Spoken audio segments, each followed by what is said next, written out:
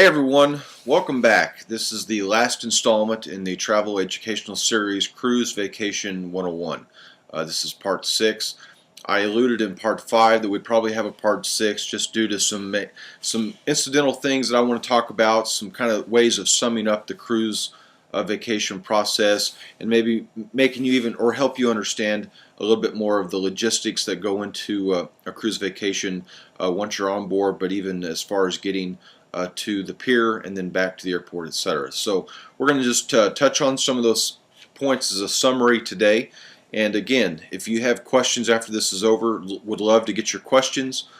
Be glad to answer them, or even your comments, suggestions yourself on my blog. This will be on YouTube. It'll also be posted on my blog. So let's get right to it. One of the big ones we talked about in part 5 was the recommendation I give all my clients, which is to fly in the day before your cruise or the night before your cruise and then get a pre-cruise hotel stay. And I was telling you need to factor that into the overall cost of the cruise.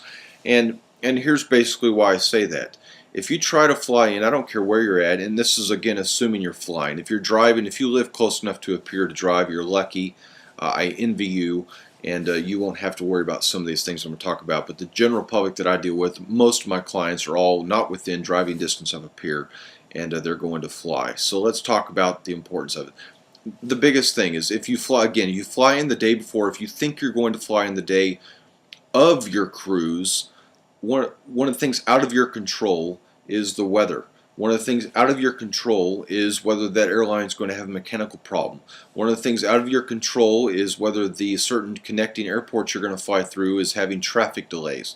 And a lot of times if the cruise is leaving, let's say it leaves at 4 o'clock, everybody has to be on board at least an hour before the cruise is scheduled to leave. So that means you got to be on board by 3 o'clock. And most flights, if you're flying in from anywhere that's far enough away and you connect, you're probably not going to get in before 11 or 12 p.m.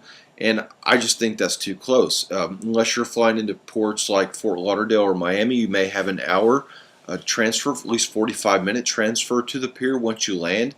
So by the time you factor in landing, getting off the plane, getting through your luggage area and getting your luggage, and then getting out and getting to your scheduled transfer, actually getting on the van or whatever, however your transfer is to get to the pier. To me, it's just cutting it too close, and it makes for a stressful beginning to what should be a very, very relaxing vacation. And I just don't see why anybody would want to do that. At the most, you're saving. Yes, you're saving a day, but you're also at the most you're saving one night's hotel stay, so another $100 to $150 average probably in any pier that you go to, or any port that you're cruising out of. So I think the $150 is well worth the expense, not to have the extra stress of what if you are late.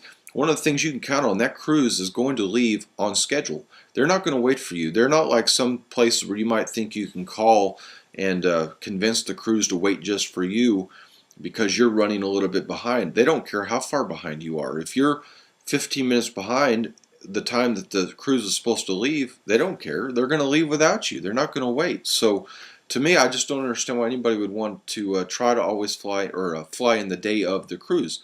Plan on that extra $150 and come in the night before.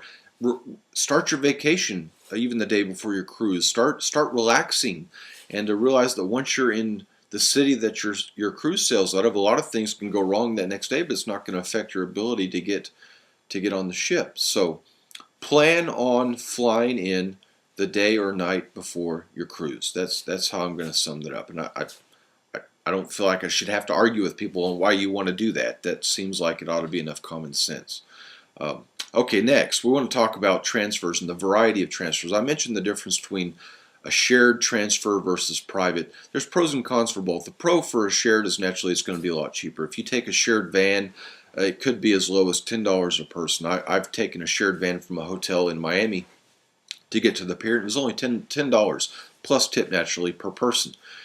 I've taken a private car service where it was more like $50 to $60 per person each way, and so it was quite a bit more. But the pro with the private driver is they'll pick you up whenever you want. You are in total control over when you want to get to the pier. If you want to be one of the first people, and everybody always tries to get to the pier as early as they can, and I understand why. It's excitement, and I do that too. I want to get there as soon as I think they're going to start boarding the ship, because I want to get on board and tour it, and et cetera, et cetera. So when you are taking a private car service or limo or however you want to do it, you are in control of telling them when you want to be picked up at your hotel and when you want to be dropped off, and vice versa coming home for your flights. That you dictate when you want to be picked up, and since they're only picking up you, the time frame of doing all that is much quicker. Versus if you're on a shared van, sometimes you might be the first down at the hotel to get on the shared van, but there's 9 other people they're waiting on, and they're going to wait, even if those other folks are a little late. And to me, I just hate doing that. I like to be more control, but the trade-off is the cost. That's the biggest thing. And cruise lines do offer transfers. They're all mostly shared shuttle transfers, and they are relatively inexpensive, and you can do that. A lot of times, if you fly in the night before, you might, if you arrange your own hotel, you might have to get your own transportation back to the airport to take that cruise arranged transfer to the pier. But they do offer transfers, and that's something you can ask your travel agent or ask me about if you book a cruise. And let's move on. Insurance. I mentioned insurance. I cannot stress that enough. Insurance is going to cover a lot of the what ifs.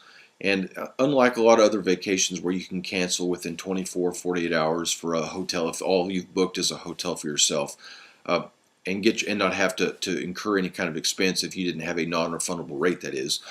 A cruise is much different. Your final payment is due 70 days, 60 days before your cruise, and that you will start to incur major penalties as each day ticks from that final payment date up to the cruise date. And insurance, if insurance costs you $100, it may save you your entire cruise fare, as far as losing your entire cruise fare. If something comes up at the last minute in the way of a illness or family death, or nowadays insurance can cover work-related issues if you buy it within 14 days of your deposit date.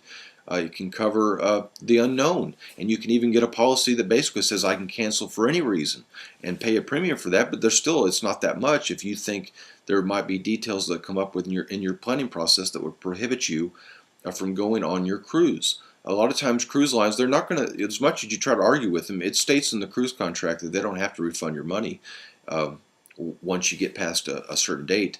And so you're really at their whim as far as how much money they might give you back if you try to argue, or if they're going to just try to give you a cruise credit. I know of people who didn't get insurance, and a health problem came up at the last minute, and they basically lost their cruise fare. They were given a cruise credit for a future cruise, but it's one they've never taken and probably never will take. So they basically lost, $1,500, $2,000, whatever their cruise fare was. So I can't stress to you enough to bite the bullet, pay the insurance, and give you some peace of mind, especially when the way of weather, things that come up, and if you're flying in again, it can just give you some of that peace of mind of realizing if things go wrong and you can't, for whatever reason, you don't make a cruise, and that's the last thing we'd ever want to have happen, but at least you can have the peace of mind knowing you're not going to lose your investment. So we've talked about that. We talked about insurance. I'll just give you some quick tips. Tipping. We talked about tipping in the last episode. Everybody tips the people I mentioned, your stateroom attendants, your waiters, head waiters, assistant waiter, things like that on a ship. And you usually do it at the end of the cruise. Now, most cruise lines now are offering you the ability to prepay your gratuities, and that is a great way of budgeting that up front, and paying for it up front. You know how much it's going to be. It's already paid for, so you don't have that incidental cost when you get on board.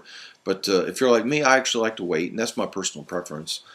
To see what kind of service I'm going to get, and because you are in control of how much you want to tip. The cruise line gives you a specific guideline that they think you ought to tip per day per person, and you usually wait till the last night of the cruise, and they give you these little envelopes. You go down the purser's desk, and they give you envelopes for the people that you should tip, and you either put you can pay for it at the purser's desk, or you can actually pay with cash on your tips and then hand those to the individual people the last night of your cruise, your stateroom attendant, waiters, and so forth.